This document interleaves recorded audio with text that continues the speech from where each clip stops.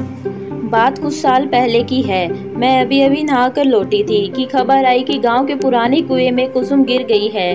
देखते ही देखते ये खबर गांव में आग की तरह फैल गई। सबको कुसुम की फिक्र तो थी, पर सबसे बड़ी फिक्र उसके बच्चे की थी। कुसुम पेट से थी। मैं दौड़ी दौड़ी पुराने कुएं के पास पहुंची तो देखा वहां पर पहले से ही भीड़ जमी हुई थी।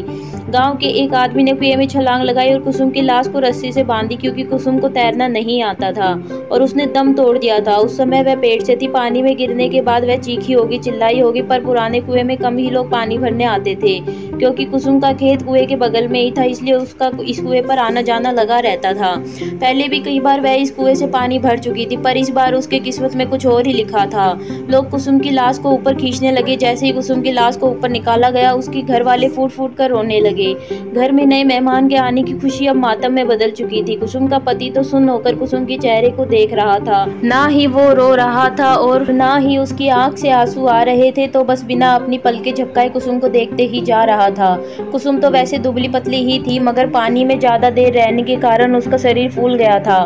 मैंने यह नज़ारा पहली बार देखा था। हालांकि मुझे डर लगना चाहिए था, पर मुझे डर नहीं लग रहा था। पर हाँ, एक अलग सी बेचैनी जरूर हो रही थी। पुलिस मौके पर पहुंची। उसने गांव वालों का बयान लिया और अंतिम संस्कार करने की इजाजत दे दी। पुराने कुएं वाले खेत में ही कुसुम का अंतिम संस्कार किया गया।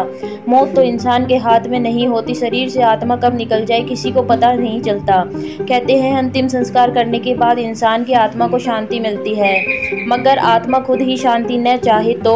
उस रात ऐसे कई सवाल मेरे मन में उठने लगे। मैंने कई बार करवट बदली, पर मुझे नींद नहीं आ रही थी। पर वक्त के साथ साथ सब ठीक हो जाता है। उस हादसे को गुजरे हुए अब कई महीने हो चुके थे। एक बार एक मजदूर उस पुराने कुएं वाले खेत में काम कर रहा था। तभी उसे एक औरत के रोने की आवाज आती है। वह कुएं के पास जाता है। उसने देखा कि वह आवाज कुएं के अंदर से आ रही थी।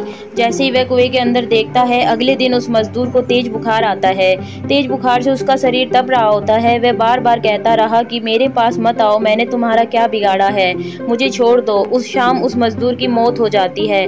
गांव में अब पुराने कुएं का डर फैल जाता है। कुसुम की आत्मा अभी भी उस कुएं में है, ऐसी बातें गांव में शुरू हो जाती हैं।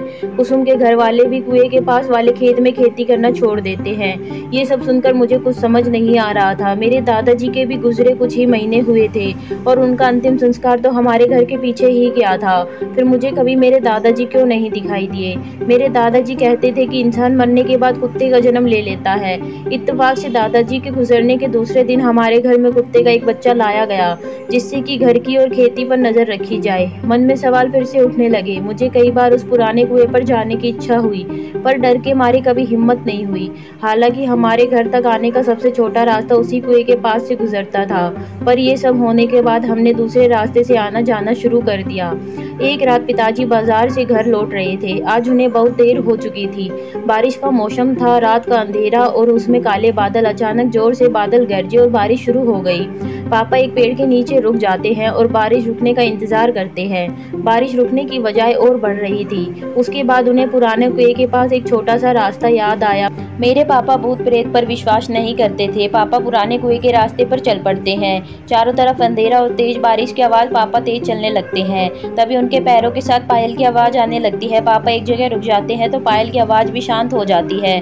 पापा फिर से चलने लगते हैं। उसी के साथ पायल की आवाज भी आने लगती है। तभी उनके पीछे से कोई गुजरता है। वह पीछे देखते हैं तो पीछे कोई नहीं होता, पर जैसे ही आगे देखते हैं उन्हें कुसुम की आत्मा दिखाई देती है।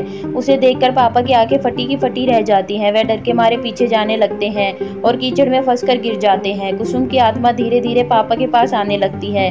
पापा अपनी आंखें खोलकर देखते हैं तो हमारा कुत्ता उनका हाथ चाट रहा होता है। पापा उसे देखकर राहत की सांस लेते हैं। पापा आसपास देखते हैं तो वहाँ कोई नहीं होता है। पापा कुत्ते के साथ घर आ जाते हैं। घर आने के बाद उन्हें ठंड लगने लगती है और बुखार भी आता है। अगली सुबह डॉक्टर की दवाइयों से उन्हें आराम मिलता है। उसके बाद वह रात का किस्सा सब घर वालों को बताते हैं। तभी मेरे ताऊजी कहते हैं कि बड़े बुजुर्ग ठीक कह गए हैं, मरने के बाद इंसान कुत्ते का जन्म ले लेता है और यह कुत्ता और कोई नहीं बल्कि हमारे पिताजी ही हैं।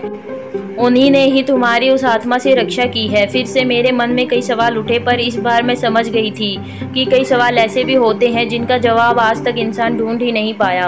आपको क्या लगता है, मरने के बाद इंसान का आखिर क्या होता है? हमें कमेंट करके ज़रूर बताइए।